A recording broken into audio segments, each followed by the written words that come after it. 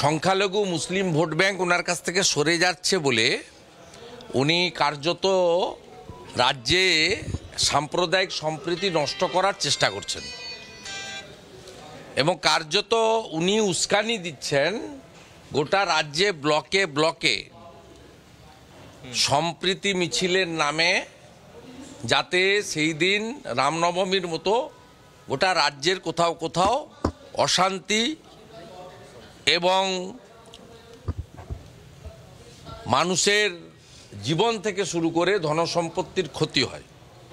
পশ্চিমবাংলার মানুষের কাছে এটা ভেরি অ্যালার্মিং। রাজ্যের পুলিশ মন্ত্রী এবং শাসক দলের মুখিয়া তিনি এই ধরনের আগুন লাগানোর চেষ্টা করছেন মুসলিম দরদি দেখিয়ে ভোট ব্যাংককে সুনিশ্চিত করার জন্য। এই রাজ্যের ভয়ঙ্করী মুখ্যমন্ত্রী ধ্বংসের খেলায় নামতে চাইছেন।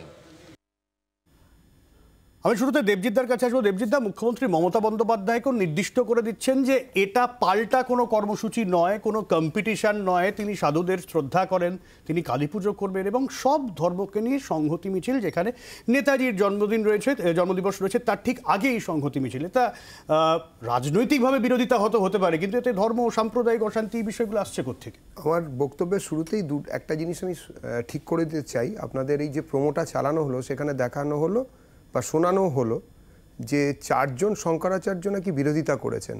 খুব বিনয়ের সঙ্গে বলছি, আমার কাছে প্রমাণ আছে, আপনারা দেখতে পারেন যে শৃঙ্গেরি এবং দ্বারকার যে 2 জন শঙ্করাচার্য পরম পূজনীয়, তারা চিঠি দিয়ে, আর 2টো চিঠিরই তারিখ 8 তারিখ এই মাসের, তারা চিঠি দিয়ে জানিয়েছেন যে এরম ধরনের কোনো মন্তব্য তারা কখনো করেননি এবং এই ধরনের প্রচারের থেকে সবাইকে বিরত থাকতে বলেছেন। সুতরাং ভবিষ্যতে যদি এই জিনিস যদি চলে, তাহলে সেটা বোধহয় সম্প্রীতির পক্ষে খুব একটা ভালো জিনিস হবে না। কেউ চাইতে পারেন, কেউ নাও চাইতে পারেন, কিন্তু কারোর কথা মিথ্যে বলা বা অনৃত ভাষণ ভালো বাংলায় সেটা বলাটা বোধহয় ঠিক হচ্ছে না। উপস্থিত থাকছেন 4 শঙ্করাচার্যের মধ্যে 2 জন, আবারও বলছি, উপস্থিত থাকছেন কি থাকছেন না সেটা কথা নয়। যেটা আপনারা বলার চেষ্টা করছেন তারা অপছন্দ করছেন, তারা এর বিরোধিতা করেছেন, আমরা বলার চেষ্টা করছি না। শঙ্করাচার্য না, 2 জন সারদাপীঠ, দ্বারকা এবং শৃঙ্গেরি 2 জন, যাই হোক বিতর্ক বাড়াতে চাই না। যেটা বলার সেটা হচ্ছে এটা হতেই পারে ভুল। যেটা বলতে চাইছি সেটা হচ্ছে যে দেখুন, এই পুরো রাম মন্দির কারা চেয়েছিল?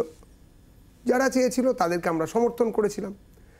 পার্টি হিসেবে ভারতীয় জনতা পার্টি আর তো কোনো দল সমর্থন করেনি, একমাত্র শিবসেনা করেছিল আর বিজেপি করেছিল।